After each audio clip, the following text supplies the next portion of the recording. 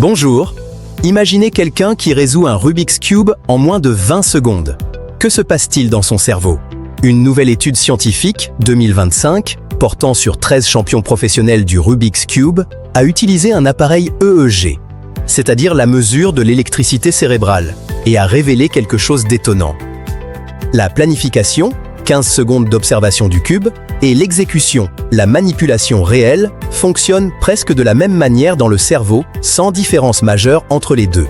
Mais ce qui est encore plus important, la région située à l'arrière de la tête, le lobe occipital, la région visuelle, joue un rôle énorme.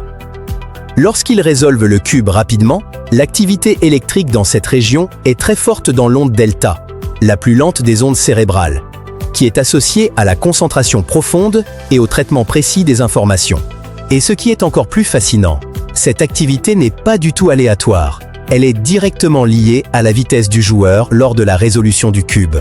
Autrement dit, celui qui présente une activité plus forte dans cette région visuelle résout le cube beaucoup plus rapidement.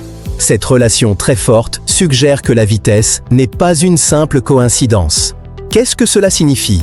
Les experts ne font pas que mémoriser des mouvements. Leur cerveau intègre la vision et le mouvement précis d'une manière extraordinaire. Cette intégration s'appelle l'intégration visuomotrice. Visuomotor intégration, la capacité du cerveau à relier ce que nous voyons avec nos yeux aux mouvements que nous effectuons avec nos mains, afin que la vision se transforme en mouvement précis et rapide sans délai.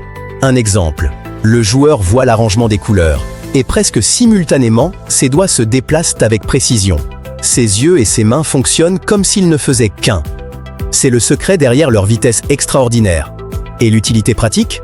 On pourrait développer des programmes d'entraînement pour les chirurgiens et les pilotes qui ont besoin du même type de coordination rapide entre la vision et le mouvement.